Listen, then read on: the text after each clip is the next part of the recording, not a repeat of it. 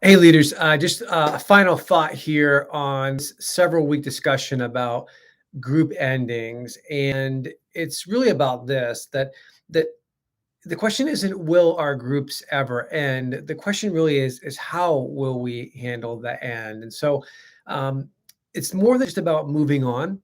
I think the way that we end in our groups oftentimes can have lasting impact on individuals in their continued journey.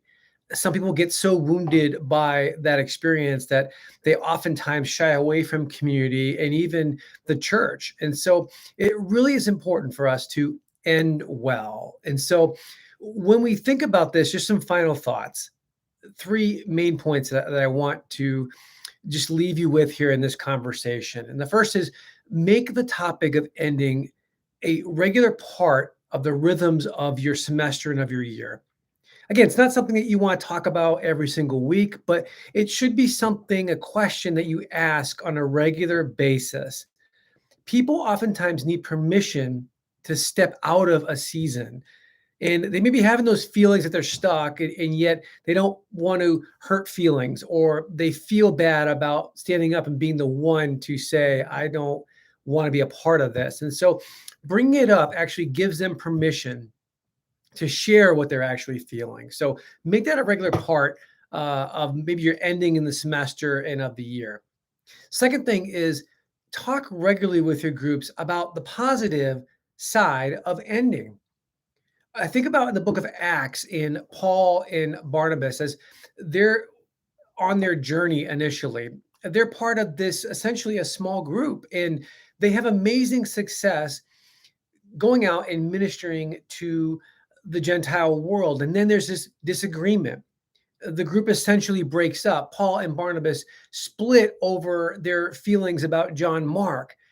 And yet God still works in that. God blesses both those individuals here with new groups. And so now instead of one small group, there's actually two that are going out into the Gentile world. And so this breakup, this ending is redeemed in a way, and God uses that to continue to build the kingdom. This is really important, especially when things are built on replication. And we think about discipleship and helping people understand the good that can come out of something ending. And so make sure that you're emphasizing that as you talk about these seasons of change. The third thing, this is probably one of the most important, is if you're having thoughts about your group ending, or if you feel like you're stuck or your group is stuck, please make sure that you talk to either myself, or if you have a grow coordinator, talk to them. We really want to be aware of this and to be able to walk with you.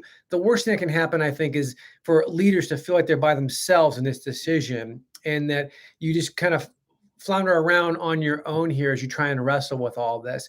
This is why we have grow coordinators. This is why I'm here in this position, is to help you in this process. And so if you're feeling stuck or feeling like maybe your group is in that kind of season, please reach out early so that we can be part of that conversation with you and walk in that with you.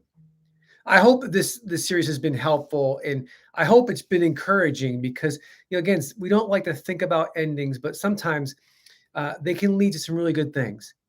For something new to start, something old has to end. So I hope you guys have a wonderful, wonderful Thanksgiving. If you're traveling, be safe. Hope you can spend a lot of time with friends and family, and that you come back recharged and refreshed, ready for the rest of the semester. So take care, everybody.